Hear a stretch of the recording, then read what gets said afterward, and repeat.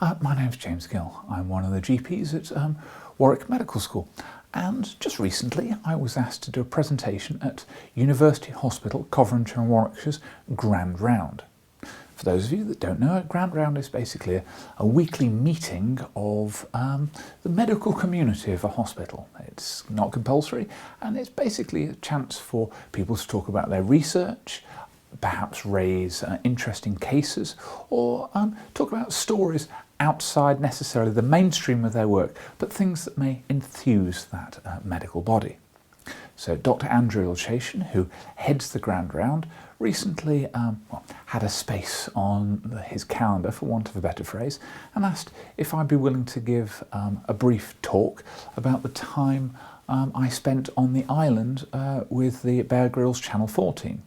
So I know a lot of people here have been aware that I did that show a while ago, and I thought that since this was recorded on Teams in the lecture theatre, it may be interesting for some of you who'd like to know a little bit more behind the scenes and maybe some of the medical intrigues that we found when we're over there.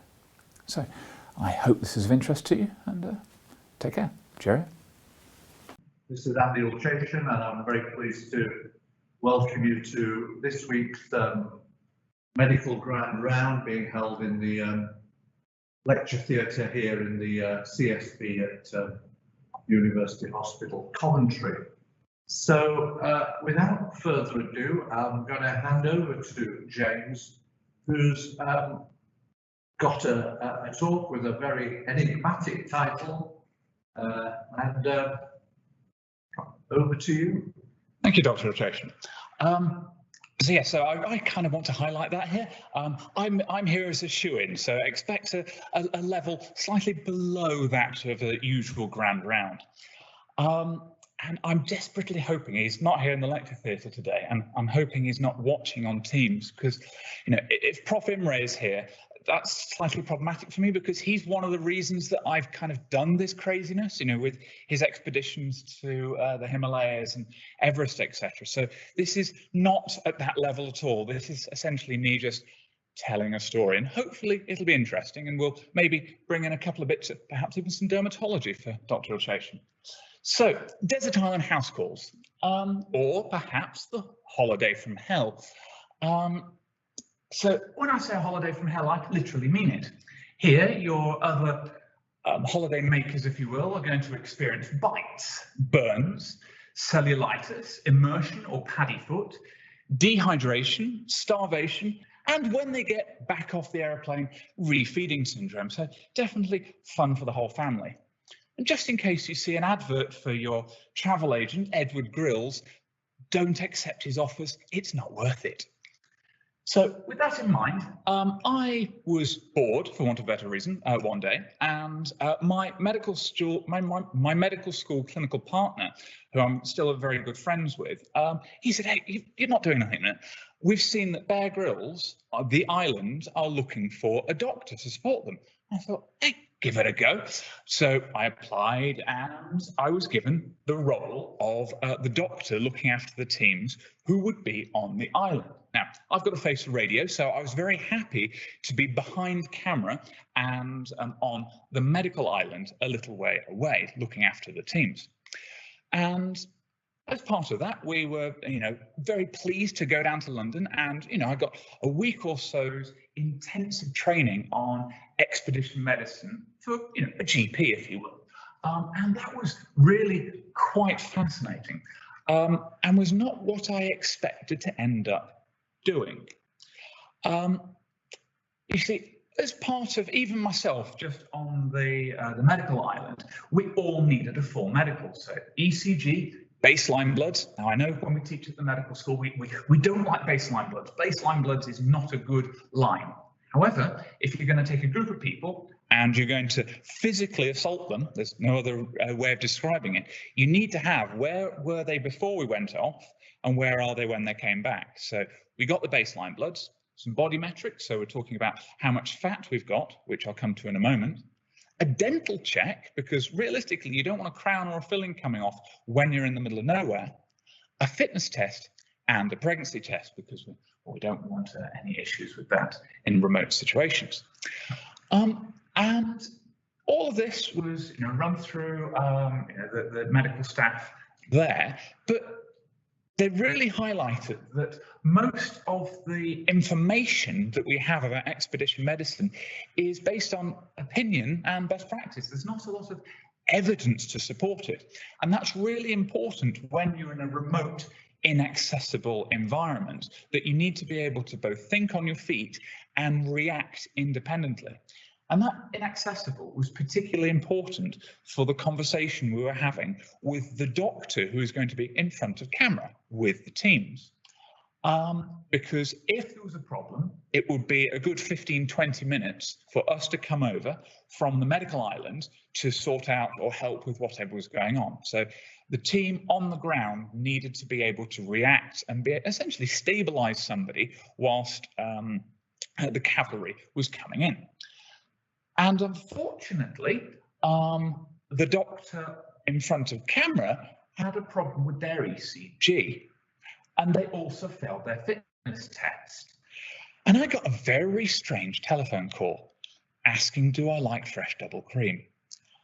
The reason being is I was given 2 weeks to bulk up as fast as I could because I was suddenly in front of camera. So I'd gone from living in a hammock to scuba diving, spearfishing, and enjoying life to having 5 weeks on a desert island where I'd have to hunt for my own food. So yes, I was advised, consume as much double cream as you can over those 2 weeks to try and literally put some fat on me. There's not a lot of me to disappear.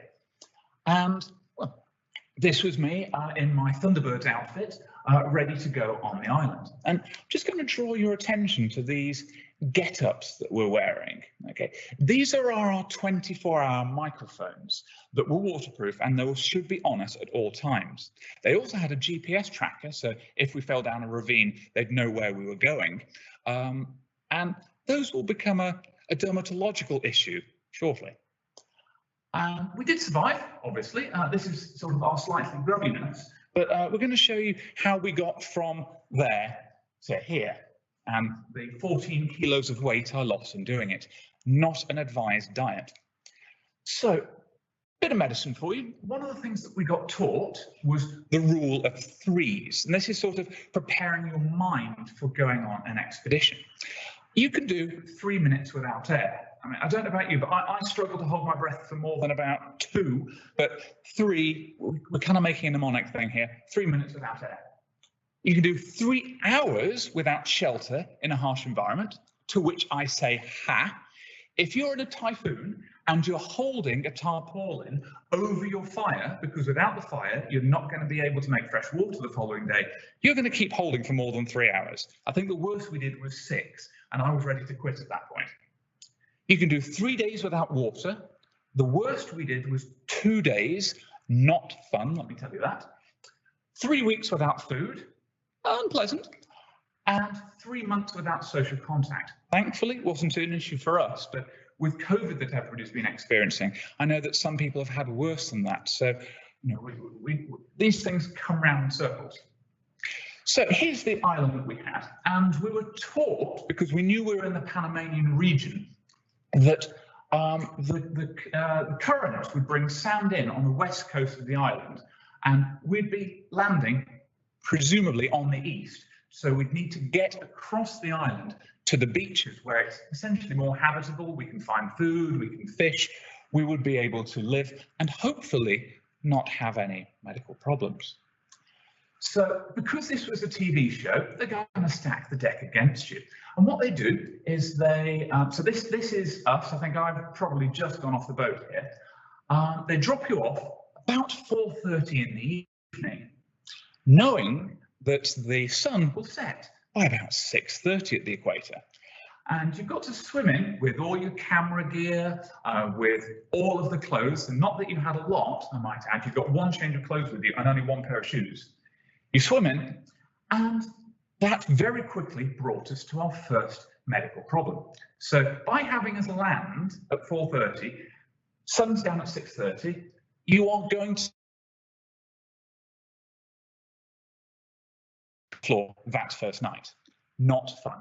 Okay, now it's one of the team there, and you know, we're essentially cut down a few trees, sleeping on the forest floor. It's not great.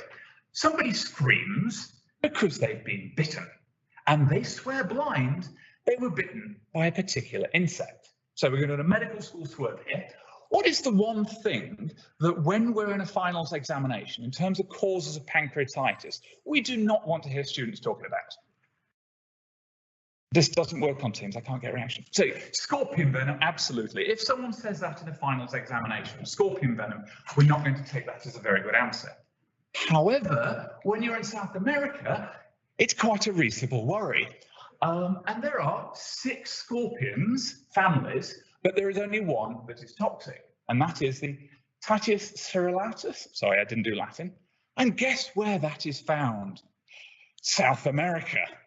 Now, by luck, we'd actually ended up with a second medic because of issues with the timing on the team. But she was there as a contestant more than the medic per se. So we had a good chat. Now, we couldn't see whatever had bitten them, and this particular scorpion is relatively yellow in coloration. We knew that there were things on the island there because we'd had the briefing. Now, this venomous, dangerous pancreatitis-causing scorpion will also cause salivation, crying. Really? You get stung by a scorpion and you cry? I'm not sure that's the venom. Runny noses, there's our acute pancreatitis, pulmonary edema as well. If you leave it long enough, MI, heart failure, shock, arrhythmias, hypertension, peptic ulcers and hyperkalemia. So we're getting ourselves in a bit of a tizzy at this point that we've been on the island less than 24 hours and somebody's in a mess. Thankfully, we did have an emergency radio. They weren't pleased to hear from us within the first 12 hours, but we got on the blower and said, hey, we've actually got someone who swears they've been stung by a scorpion. We haven't seen it. When we were told South America type region, given we knew we were in Panama, what's the likelihood that we need to get her medevaced already? Thankfully, thankfully we were told that this is only in Brazil and Venezuela, and that we weren't going to have an issue with this scorpion, and that it should only cause localized pain, swelling, hyperemia, paresthesia, and piloerection. Ergo, she'd be fine to stay on the island. We've spoken to the specialists. We've discussed if she wants to be medevaced because she can't come back on. If so, she opted to stay. However, we weren't happy with this, so we had to change how we continued on our life for the next 5 weeks. And that involved pajamas. Well, I say pajamas. We then elected to wear all of our waterproof clothing when we went to bed at night. And you can just about see the microphones. We've got waterproof tops, waterproof bottoms. We've got our socks on that we're putting on our hands, and we're also putting our boots on our feet. So we had an option of get bitten or have a boil in the bag. Neither are good, as we shall come to. So here's our island. We got dumped off here. We've arrived here and we're sleeping on the forest floor. We know roughly which way from the sun. We've not got watches, anything like that. We're having to work out northeast, southwest ourselves. We know that we need to head over towards the west coast. So we're kind of just walking that way. We have no maps. There is no help. We have not seen the island beforehand. Now, I'm not sure if we can see here, but this X is now a flatter bit of ground, which you'd think, hey, that looks fine. You should just be able to wander over that. It's a park. No, that would be far too easy. It was a mangrove swamp. So we're traipsing through a mangrove swamp. And you can see we've got our waterproof boxes with medicines in them because people had medical problems when they went to the island. We've got my medical kit in one bag. We've got the cameras, which we will also come to in a bit, the batteries and our own stuff, and 2 jerry cans with water. So we're all right at the moment. We can still drink. But we're getting through this and we are drenched. Okay, you're in the woods, you're in the forest, you're drenched in sweat. You're in the mangrove swamps, you're drenched in sweat. You are not getting dry. And after about 28 hours on the island, we made it to the coast. We got to the other side. So we stripped off ran into the water. It was brilliant. And first time we had a wash. So there we are, having a nice wash. The salt water seems to sting a little bit more than I expected. And you remember this thing that we had to wear? This little piece of evil. As I'm walking through the jungle, after swimming from the boat, so I'm in wet boxers, I'm in wet trekking trousers, I've got a wet waterproof microphone on me. This thing is rubbing to and fro, and it's sitting there. And we get ourselves clean, you know, we're all down to our boxes, and I go like that, hands on my backside and round, and I come away with a palm's worth of skin. That little bit of irritation that I'd gotten was because this thing had caused a massive ulcer there, because I hadn't been dry for more than 24 hours. Now, I don't know whether or not the TV crew thought that we were going to be a special needs group or not. However, it turned out that one of the other people in the team in a previous life had been a plastics nurse. I mean, you cannot get much luckier than this. So I've got this very nice lady, Laura, looking after my backside when I'm supposed to be the one looking after people. And thankfully, we had a relatively comprehensive medical kit. So I'm getting occlusive waterproof dressings, changed twice daily, iodine scrubs, not fun. Things did worsen a little bit, so then we're putting topical chloramphenicol, and I'm having clarithromycin. And we do have to touch in with the production team just to say what's going on. And they're having conversations whether or not, because of the potential scarring here, they're going to medevac the doctor. Thankfully, things settled after a week and I stayed on the island without anything major. But everything on this island is going to try and get you. So we have to look for food. And you get to the beach, it looks beautiful. I mean, this is the kind of thing people pay a lot of money to go and stay in a tiki hut for. And along the beach, there are these little apples. Oh, and they look so tasty, don't they? Bear Grylls, because he's very good at PR, has a name for them. The little death apple. They're not very nice. These things are machineal, and they tend to be found in coastal regions.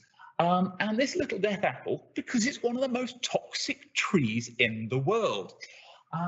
And the sap, the flesh of the apple, and the moisture on the leaves contains phlorbol. And basically, this stuff will take the paint off cars. So if you've just arrived on an island and you haven't spent a huge amount of time paying attention to the flora around you, and it starts to rain, and you think, I'm going to stand under a tree, this seems to be very reasonable, the sap will get in the water, and it'll drip on you and your friends, and it will cause severe contact dermatitis to your skin. This island wants to harm you. This is not a pleasant place. So that's one of the things that we've got to deal with. Now, let's look at the environment in which we're going to, and I use the phrase tenuously here, live. Okay, so on this area, you have the jungle as an option to live in. You can live in the actual, the shoreline. Both of these are good. There's lots of stuff to eat. They're relatively safe. However, the transition zone is bad news. You're getting the worst of all worlds. You're getting all the critters from the forest. You're getting all the critters from the sea. You're getting all of the you're getting all the infections from sea and land. That's not the place to live. Now, again, it's a TV show, so they've stacked the deck of the people you're going to be with. And that means that they've chosen some people who think, not necessarily are, but think they're alpha males. And thus, democracy is kind of a thing, and it doesn't matter. Logic is not going to win to emotion. My Asperger's doesn't like that, but I have to deal with that. So, the group duly elected to live on the most transition point of the transition zone you can find. This is actually one of the drone shots from when we're there. I pulled from Channel 4. And you can see the sort of remnants of the camp that had been set up. So naturally, that made our lives as medics a little bit more difficult. And here is a good example of what happens if you decide that the best place to sleep is on the floor in the transition zone. Everything from the forest decides to eat you. Everything from the sand decides to eat you. And this was one of the people that we were with. Now, unfortunately, in the end, we'd done as well as we could with care.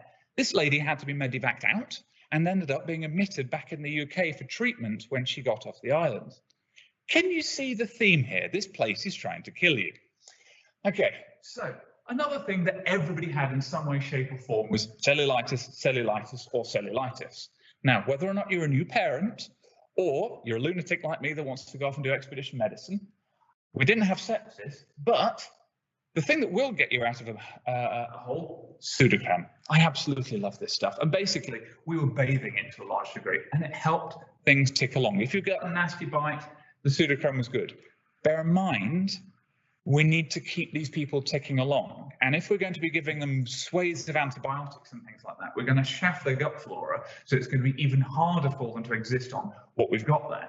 And we don't want somebody with DMV, because then we're going to have to medevac them out. So a big portion of our job there was maintenance, and this stuff really saved our lives. There's also this one as well. Now, I'd normally ask, what is this? But again, we're teams, there's not too many people here. This is the ash from the fire, and this is supposed to be miracle stuff. So you can protect yourself from both the cellulitis, from the insects, by putting this around your beds, because the insects on the island won't walk over the ash.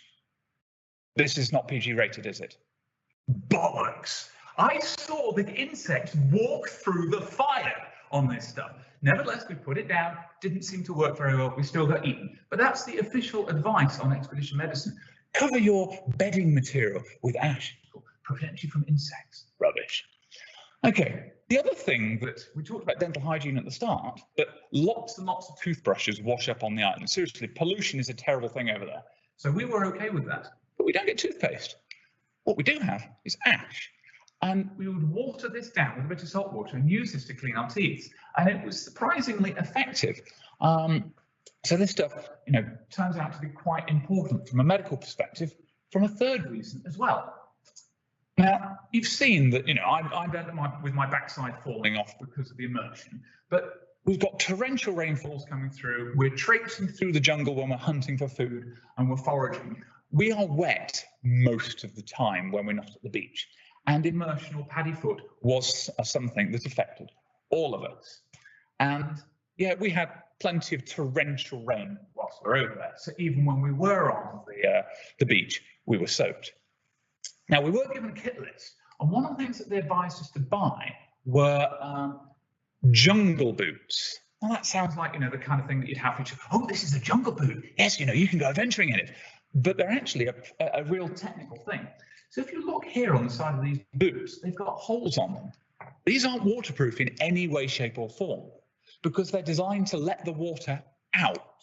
So we would have to keep these clean from sand every day to let the water come out and hopefully let our boots dry. Similarly, the footbeds are actually raised up off the floor of the boot to, again, try and keep your feet away from moisture where possible. Didn't work. So these are most of our feet after about 7 days on the island. And it looks unpleasant. We've been in the bath too long. It's not the end of the world. However, it is breaking down our barriers. And this is my foot at about week 2, 3. We've got ulcers, we've got shearing of the skin. These are not pleasant things. And we have to keep on going, because if you're going to sit on the beach all day, you are going to starve. Well, actually, that's not going to be a problem. If you're going to sit on the beach all day, you're not going to be able to get water, and you've only got 3 days without water before you're being medevaced out with a kidney injury. So when you get immersion foot or trench foot, what are you going to experience? You're going to have paresthesia. It hurts like billy-o. There's swelling to your feet, and you're also going to end up with numbness. I actually ended up with numbness for my feet for probably about 6 months after coming back to the island. Now, if you look at expedition medicine, they will tell you how to prevent immersion foot. It's easy. You just air dry your feet, elevate them, change your socks when wet. Well, if you've had to make your own accommodation and you've only got 2 pairs of socks, that's not going to work very well. We could, however, try rubbing our feet with the charcoal, which will draw some of the moisture from the foot, and that was effective. But most of the advice that we get just doesn't work. But we did go to some of the, if you will, diabetic advice. Every day we would have everybody at the end or at the start of the day rubbing our feet down with the charcoal, and also check to make sure that we've got intact feet, what dressings and pseudocreme did we need to put on, did we have any evidence of infection? In which case we may actually bench that person so they're unlikely to cause extra damage. And as I say, that was my aide memoir to say we were rubbing the charcoal on our feet. Now, there are my feet coming back on the airplane. And what with the issues with Immersion Foot, and what with the fact that we were very low on protein and things like that, I've not got my laces tied. That's not because I'm having a nice kip or something like that. That's because my feet have swollen so much that I can't tie them. And my feet were very painful as we got higher and higher and higher because the change in altitude. And that's the skin on my feet was split and bleeding in those shoes. Not fun, even after we left the island. Now, we talked about where we'd decided to make our camp. We found this nice flat area, and there weren't many leaves there, and there weren't any rocks, and it looked grand. Reason being is it was a riverbed that had dried up. So when the typhoon came, again, you can see everything is getting absolutely soaked. And this is how we spent most of our evenings. The mornings were okay, and the evenings and afternoons were a torrential rainstorm. Yet, in spite of all of this, we still had issues with dehydration. Now, I showed at the start that we had these jerry cans. So we got 2 days of water to start off with. But the jerry cans are very important because of how we would try and purify the water. So WHO criteria, you get your water from a stream, something like that. And to make it potable, you filter it through somebody's t-shirt. Lots of people objected to having it filtered through their very nice t-shirts. Anyway, I won't go into that. So we would filter the water through the t-shirt, put it back in the jerry cans, and then get it to a rolling boil. At a rolling boil, it's going to have killed 99% of all pathogens in there and is safe to drink. But you've got to carry 20 kilos of fluid from wherever you found a fresh water back. And if you've not gotten any food that day, this is getting progressively harder and harder. And then to get 20 kilos of water to a rolling boil needs quite a lot of fuel. So you've got to cut down trees and bring them to your fire. So you're actually expending a lot of energy just to get your water, which is where the dehydration issues come in. So in terms of expedition advice, they tell you drink before, during, and after exercise, because thirst is actually, in this environment, a poor guide to say you need to drink. You'll be about 2 to 3% dehydration, impairing your tolerances, and you may not actually feel thirsty. And this is a major issue that we had. So what are the signs there that we may have people, if you will, who are dehydrated? Dark yellow urine, passing urine less than twice a day, and the inability to spit. Sounds like when I was an ITU junior. We all get dehydrated, but over there, we couldn't just open the tap. And some people say, oh, you could weigh your contestant, if you will, see how things are doing with that. But that's also going to be a bad metric because you're on an island, you've got increased workload. We've got GI upsets because people are eating stuff that they found off the floor. We've got decreased appetite anyway because we're dehydrated, so don't want to eat, and unfamiliar foods. It was difficult, but some of the people there were actually refusing to eat certain things, which I did find mentally a difficult hurdle to get over because they were becoming more unwell as a result of that. So nothing else. There's a nice take-home message for if there is a zombie apocalypse and we're having to look after ourselves in Coventry and the taps aren't working anymore. Thirsty equals dehydrated, but dehydrated does not equal thirsty. Drink as much as you can. Now, some of the features that we're going to see, when you've got about 2% water loss, you get flushing, low endurance, increased heart rate, rapid onset of fatigue, the kind of things we'd see on the ward. When we're moving to 5 to 6, we've got sleepiness, headaches, nausea, paresthesia, and distress. At this level, people were beginning to get quite twitchy on the island, and you'd find that people would get more argumentative and aggravated depending on where they were in their fluid levels.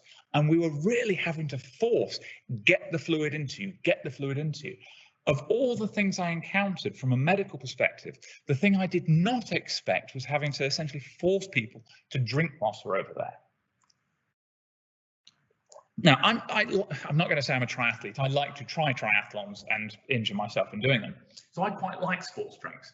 Now, we were blessed on the island that we literally had sports drinks growing in the trees. Coconuts are, basically isotonic, and the age of the coconut will affect what you're getting from them.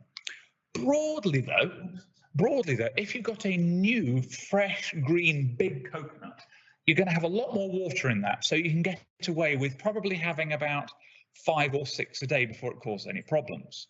But as they get older, the water gets removed from them, and the electrolytes become more and more concentrated. So one of the issues that we didn't run into, but we had to be very careful with, is hyperkalemia, which, again, if you've not managed to find a water source, if your fire has gone out, you are down to drinking coconuts.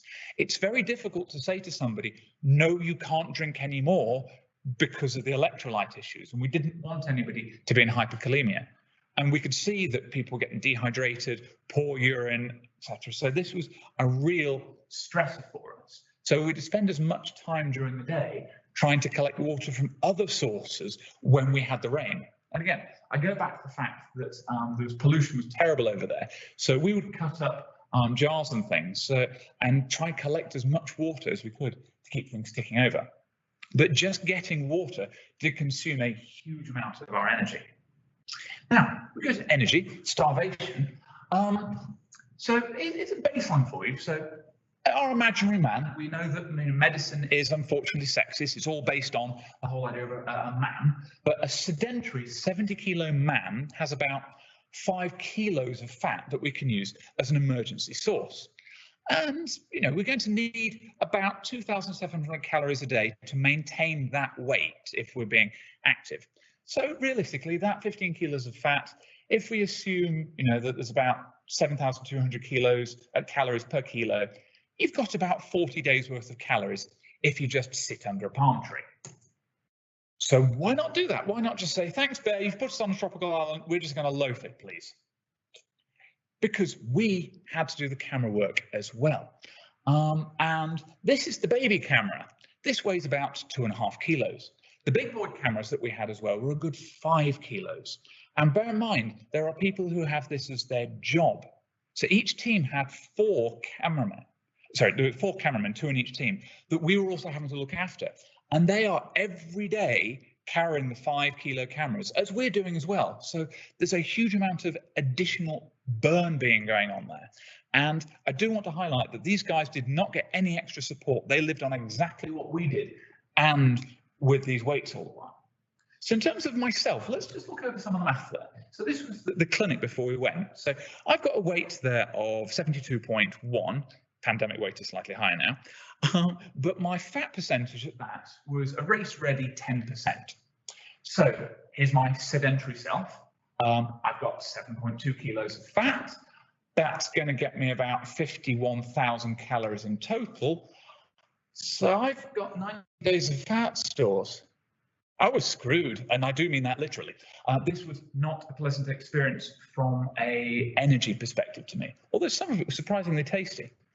One of the things that we would find as a treat, if you'd found a very old coconut, and it's almost like the ones you get in Tesco's, other supermarkets are available, the black coconuts, and leave them for long enough, the water completely disappears and you get this foam inside. It tastes really nice, and if you cook it over a fire, it tastes like popcorn. So we did have these little sort of elevations to our day, but we know that there's not a huge amount of energy in these things. Now, I say that some people refuse food. This weird looking fruit is a stink fruit. No, it does. It tastes like the worst rotten, moldy cheese you can imagine. But one of the, and doesn't taste any better either, but one of these has you 100% of your vitamin C for the day.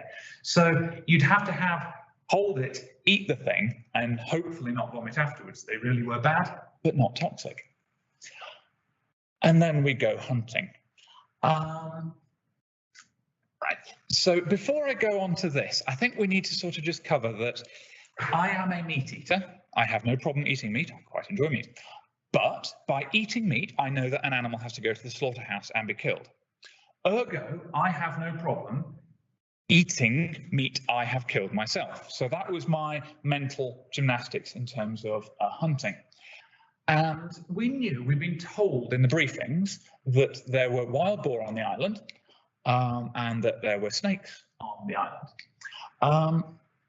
One of the problems with snakes is that they are really not clean creatures, and we didn't have any Dettol to clean them off. So the first time that we caught a snake, everyone went to the loo.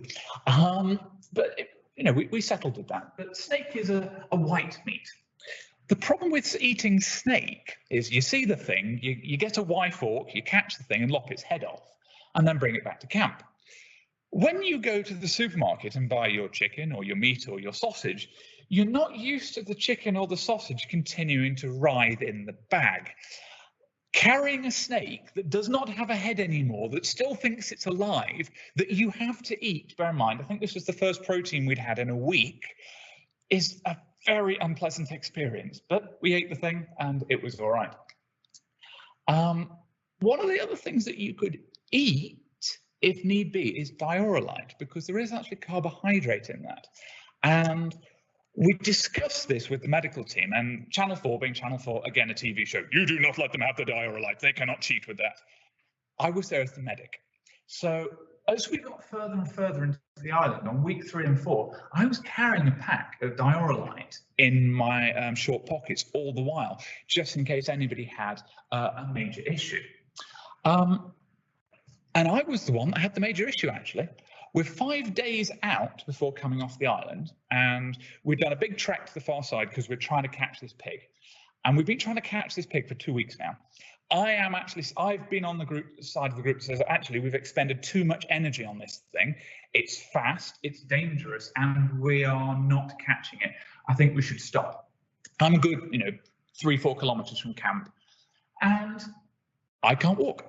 As in, I'm sitting there on the seashore, breathing really deep, really heavily. My pulse rate's, through the roof, and it's like, what on earth is going on here? So we'd assume, just with all the bad stuff going on, that my electrolytes were shafted. We can probably discuss from a medical perspective what was actually going on, but we got some of the diorolite into me from a carbohydrate perspective. And after about half an hour, I was actually able to resume having a normal conversation. But that was very unpleasant. And again, we would have called for aid at that point, but we'd left the walkie-talkie at camp with the people who were using the machetes, because if you get a machete injury, that's going to be nasty. So we thought just walking would be all right. So we did experience these issues ourselves. Now, to highlight that hunger aspect, the press shots really minimize that. So this is before the island at 72 kilos. That's coming off the island at 64. Doesn't look too bad. The reality was quite different. I looked like a flipping prisoner of war. It was really not fun. And it affected our ability to control our appetites. And as a GP, it's given me a lot more sympathy when I'm dealing with patients with weight loss. So when I came back, I could eat 2 large Domino's pizzas back to back. My stomach is swollen, distended, uncomfortable, and I still wanted to eat more. It was the weirdest thing, and it took me probably a year to be able to have full control of my own appetite again, knowing that I was eating bad stuff. I would go to the supermarket and I'd just buy everything, and it was so very unpleasant, that part of it.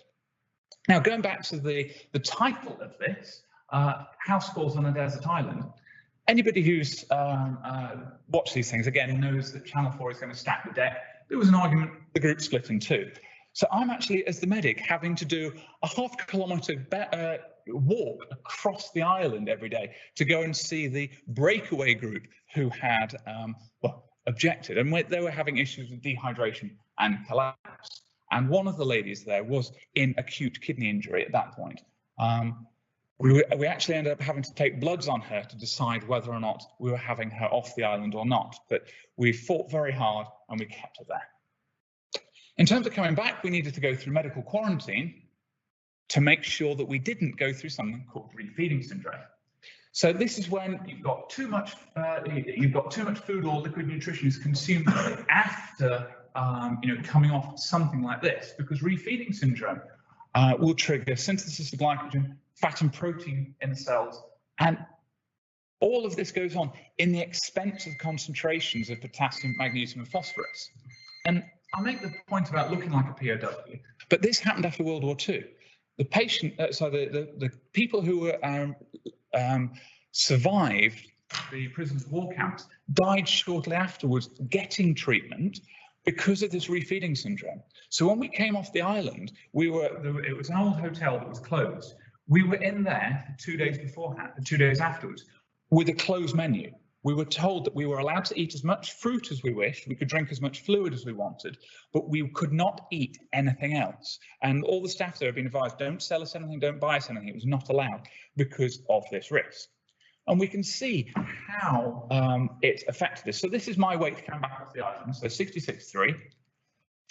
There was where we ran into a few of the problems. So I was actually a little bit unwell with refeeding, just in terms of fluid. This is about halfway through that first week. And then about 2 weeks later, I'm up to 79 kilos, just because I'd eaten too much and I hadn't looked after myself coming back. So yeah, that's the fill-in, if you will. Can you quickly do us a quick grand round on house visits on a desert island? I don't know if how we've done on time with that. I think that's perfect. Thanks very much, James. I think if we have any questions, they will come up on Teams that you have in front of you. I don't know if we've got any questions from our floor. One thing I could ask is, you seem to have a miserable time. How did you raise your spirits? The weirdest things you'd imagine. The wheels on the bus. Every morning we would have a sing-song and no one could agree what. So we ended up with children's songs. So we'd do, right, before we go off, right, you're going to go hunting, we're going to go collect wood, we're going to get water. Right, we're going to do 2 rounds of wheels on the bus, go round and round. Really bizarre things. And our conversations were all about food. What are you going to have when you get home? We're going to have the banquet of this, I'm going to have that. And as we went on, our desires changed. And in the final weeks, like, no, I don't want to stay, don't care. You can have all your wines. I want bread and salty butter. And it's strange how our desires changed as we got worse over it. I was interested to see that you had both men and women on the island. We see from other reality shows that this, does lead to certain activity. Was this a problem amongst you guys? Not in any way, shape or form. One of the chaps came up to me and said, James, can I, there were several chaps, this cannot be traced. Can I have a quick word with you? It doesn't work anymore. I wake up and there's nothing there anymore. And we've got some nice ladies here, but nothing happens anymore. I said, we're in starvation mode. Don't worry, your body doesn't want to breed at the moment. It will come back in time, which thankfully it did. But similarly with the ladies, nobody had a period whilst we were over there either. You mentioned the physical trials, but the mental trials must have been at least as challenging. Was there any particular mental problem that any individual had or that the group had that could actually be very serious, or anything that you recognised in retrospect maybe you should have been more prepared for? I would actually argue, I'd suggest actually not. We were very, very supportive of each other, and I think that helped a lot. From my perspective as a GP, you expect depression, anxiety, and all of those things. But actually, the one thing that did come up as it got further and further in was anger. Your tolerance for people wouldn't work. So one thing that happened to me was somebody who remained nameless. I'm sitting on a log, and so I personally opened at least 250 coconuts, and there's a lot of work in opening coconuts with machetes. And I'm sitting there on a log eating a piece of coconut, okay? And somebody comes up and they ask, could they have some of it? No, I don't want to give them some coconut. I'm hungry. But I did break off some of the coconut, and that caused a significant issue for probably the next couple of hours, because I probably gave them a quarter of the coconut that I'd gone and gotten. So anger was a surprising issue. You've spoken about nutrition, but apart from the snake and you know, some stinking fruit, there must have been something else that you had a bit more regularly. We didn't do very well with fishing. I think we caught 2. We managed to catch 1 iguana. The iguanas love the death apple trees, so it's like, well, I can see the thing, but I'm not going in there. Yucca tasted really, really nice, so sort of large plantains, and we'd go foraging for that. It looks very unique growing out of the floor, so we'd find that, we'd dig it up, and then we'd have this stuff that tasted. I've not been able to cook it again like it since I've come home, but when we're over there, it tasted like the world's best roast potatoes. And we did catch the pig. Now that was difficult for a lot of people emotionally, particularly with how you go about catching a pig, which I think we'll actually probably avoid. Suffice to say that, well, you're catching a live animal of a lot of girth. It's difficult, and there is some violence to it. But when we caught the pig, we probably caught it end of week 4. And like wild savages, we had a massive fire on the middle of the beach and spit roasted the thing. Without a shadow of exaggeration, we ate the thing from tail to nose. I think the only things that we didn't were the intestines and the brain. We ate the whole thing, the heart, the liver, the kidneys, the skin. Everything was gone. And I remember sitting there, waking up one morning, just with a femur, just stripping remains off. So we did get things, but it was very much feast or famine all the way through. Perhaps we've got a question of, would you do it again? Would you do it again? I'd like to go back. I'd like to go back with extra knowledge and the things that we learned from it, because your problem is when you do the island, you've got to spend the first week using your energy to build your shelter, to set up what you're going to do and hopefully survive. But that then burns your energy out. And we learnt subsequently in week 4 how we could be, beg your pardon, doing things better. So I'd like to give another go to it and see how we could do, and perhaps do it with a group where the intention was success rather than necessarily, again, a stacked deck, such as a TV show would, TV crew would provide. As a dermatologist, how do you protect yourself from the sun? Actually, and I'm happy to do this in advert. We had Life Systems, SPF 50, I think swim, bike and run cream. We were given as much cream as we wanted because they would just bring that over in a boat, and also insect repellent, which does absolutely squat. But that sun cream was really good. None of us burned, and it's still something I'm using to this day when I go out and do triathlons and the like. So quite happy with that. So finally then, what lessons have you know, what lesson, how has it changed you, you know, perhaps changed your practice or you as a person, you know, what lessons have you learned? In terms of practice, I feel I have a lot better relationship with talking with people who are trying to lose weight, because I appreciate as a doctor, someone of my size, it's very difficult talking to somebody with very high BMI, trying to help them lose weight. There's a lot of, well, what do you know about it? You've never had to struggle with weight. I haven't had to struggle with weight, but I can say I have had to struggle with an inability to control my appetite. So I've got a bit of an insight there. And in terms of personally, 2 things. 1, apply at haste, repent at leisure. Say yes to every opportunity that comes your way. If you can't do it, say you can't do it. Once you've tried, you never know where you'll end up. As a result of doing this, a year later, I ended up at Everest Base Camp. You never know what's going to come. And personally, I'm very open that my brain is relatively, you know, has its deficiencies with Asperger's, etc. The island quietened my head, because I think we all do this. There are things that we don't deal with. There are things that we ignore. When you're away for 5 weeks, you have no books, no TV, no internet, no ability to do anything other than talk and share stories with the people that you're with. Things will come to the surface that you cannot hide. And I had to deal with an awful lot of the things that were in my head. And I'm going to use this word, were areas where I've suffered because of my mental health. And I genuinely look at my life as before and after the island, because I came back a much better person after having gone through the pain of dealing with some of those things that I could no longer run away from over there. So, and that perhaps is probably my closing point to it.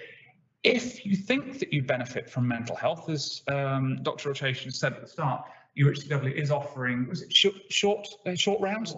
Schwartz rounds. If you think that you would benefit from doing anything with regard to mental health, do it. Again, plight haste, repent at leisure. If it hasn't worked for you, fine, you've wasted a bit of time, nobody loses for it. But you may benefit much more than you expect. And we're all in the pandemic, we've all struggled, we've all had different experiences and different hardships. Take the opportunity whilst these are the things that are available, even if you don't feel you need it, because you may just find something you did not expect. James, thanks very much. Thank you. A superb, interesting presentation. I'm very glad that I met you on Tuesday. Thank you very much for stepping in at short notice. All right. I'm hoping that perhaps in the future we could invite you again, but otherwise, thanks very much. You're welcome. Have a good day, everyone. Take care.